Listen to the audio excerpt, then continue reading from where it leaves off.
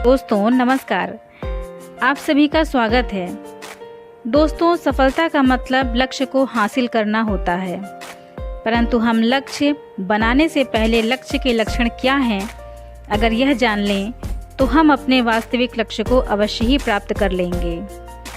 चलिए अब हम यह जानने का प्रयास करते हैं कि लक्ष्य के लक्षण क्या होने चाहिए।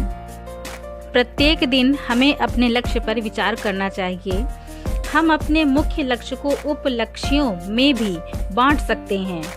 हमारा लक्ष्य स्पष्ट रूप से बी स्मार्ट नियम के अनुरूप होना चाहिए। अब हम इसको विस्तार से इस प्रकार समझते हैं। जैसे बी का अर्थ है बिग अर्थात बड़ा, यानी हमारा लक्ष्य बड़ा होना चाहिए। ई का अर्थ है एक्साइटिंग अर्थात उत्साहवर्धक या जोशीला, यानी हमारा लक्ष्य उत्साहवर्धक या जोशीला होना चाहिए। एस का अर्थ है स्पेसिफिक यानी विशिष्ट, यानी हमारा लक्ष्य विशिष्ट होना चाहिए। एम का अर्थ है मीजरेबल अर्थात मापने योग्य, यानी हमारा लक्ष्य मापने योग्य होना चाहिए।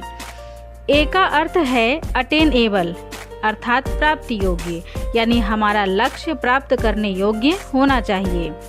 आर का अर्थ है रीजनेबल अर्थात तर्कपूर्ण, यानी हमारा लक्ष्य तर्कपूर्ण होना चाहिए। टी का अर्थ है टाइम सेंस अर्थात समय सीमा के साथ, यानी हमारा लक्ष्य समय सीमा के साथ होना चाहिए।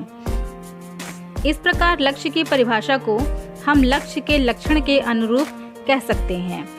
जैसे हमारा लक्ष्य हमेशा बड़ा, उत्साहवर्धक या जोशीला, विशिष्ट, मापने योग्य, प्राप्ति योग्य, तर्कपूर्ण तथा समय सीमा के साथ होना चाहिए। हम आपसे अब यही कहेंगे कि आप भी लक्ष्य के लक्षण जानने के बाद ही अपना लक्ष्य बनाएं। थॉमस वॉटसन कहते हैं, अधिकतर लोग बार बार एक सी गलतियां करते हैं, असफलता से भयभीत रहते हैं। इसलिए आगे बढ़ो और नई नई गलतियां करो ताकि असफलता आपको सफल बनाने का कार्य कर सके। आखिरी दम तक मेहनत करो, क्योंकि सफलता आपको असफलता के अंतिम छोर पर ही मिलेगी। इसी बात पर हरिवंश राय बच्चन की कुछ पंक्तियां हैं। असफलता एक चुनौती है स्वीकार करो, क्या कमी रह गई देखो सुधार करो।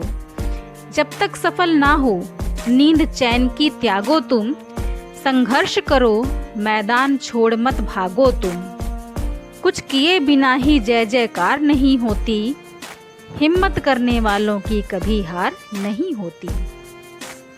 आई होप अगर ये वीडियो आपको पसंद आया हो तो प्लीज़ इसे लाइक, सब्सक्राइब एंड शेयर करना बिल्कुल ना भूलें। Thanks for watching.